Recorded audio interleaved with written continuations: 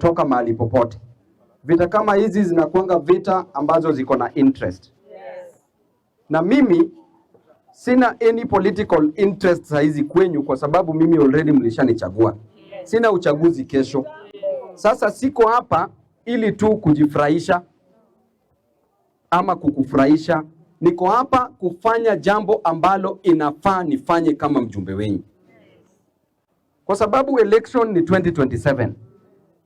Sasa kutoka Sahii ni kurepresent wananchi wangu. Na kuna representation kwa njia tofauti.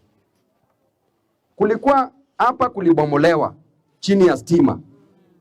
Kama ingekuwa mimi, hizi manyumba zote zingebomolewa, hizo zenye zilibaki. Nilikuja hapo na wajumbe 12. Na tulitoa threats na intimidations na ilifanya kazi. Ukweli uongo? Ukweli. Sasa kuna njia zingine yenye tutatumia kwanza. Leo hii tukikubali ya kwamba atuendi appeal na tuseme leo siku ya leo that atuendi appeal. Tuseme familia ya Kirima wakubali leo, wamekubali negotiation. Alafu tusiende appeal. Alafu period ya appeal ya 14 days ikiisha, waseme sasa wataki negotiation. Utaenda wapi? Utakuwa mmemalizwa. Ukweli uongo? Kwa hivyo mimi nataka tuanze na appeal.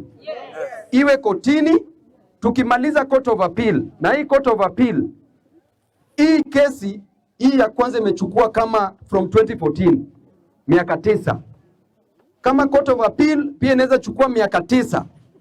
Alafu tuende Supreme Court pia chukue miaka 9.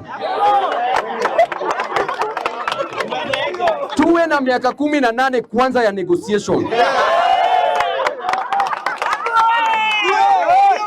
Kwa sababu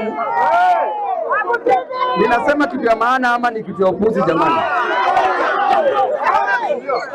Kwa hivyo tukisha appeal hamtabomolewa hii nyumba on 31st.